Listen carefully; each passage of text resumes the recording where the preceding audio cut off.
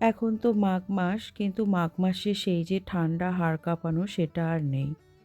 কথায় আছে মাঘের শীতে বাঘের দাঁত নড়ে, কিন্তু এখন ওয়েদার দেখে মনে হচ্ছে এটা যেন ফাল্গুন মাস। সকালবেলা হালকা পাতলা কিছু গায়ে চড়িয়ে কাজ করতে করতেই যেন গরম লেগে যায়। যাই হোক, সকালবেলা বাবা আর ছেলে বেরিয়ে যাওয়ার পর লেগে পড়েছি বাড়ির কাজকর্ম করতে।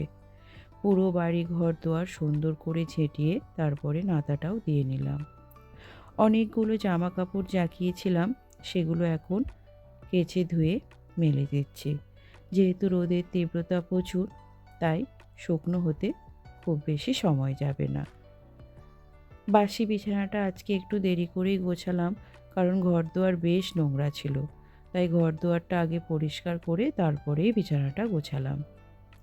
এখন আবার তোমাদের সাথে দেখা হচ্ছে রাত্রিবেলা। চলে এসেছি রাতের রান্না করতে। আজ বানাবো রুটি, সাথে সয়াবিন বড়ি আলুর তরকারি। যেহেতু আমি আটাটা মেখে রেখেছি, তাই একদিকে রুটিটাও ভেজে নিচ্ছি আর একদিকে তরকারিটা বসিয়ে দেবো। আমার এই ছোট্ট ছোট্ট মিনি ব্লগ তোমাদের কেমন লাগে অবশ্যই কমেন্ট বক্সে কমেন্ট করে জানিও। আর যদি ভালো লাগে লাইক, শেয়ার এবং সাবস্ক্রাইব করে দিও।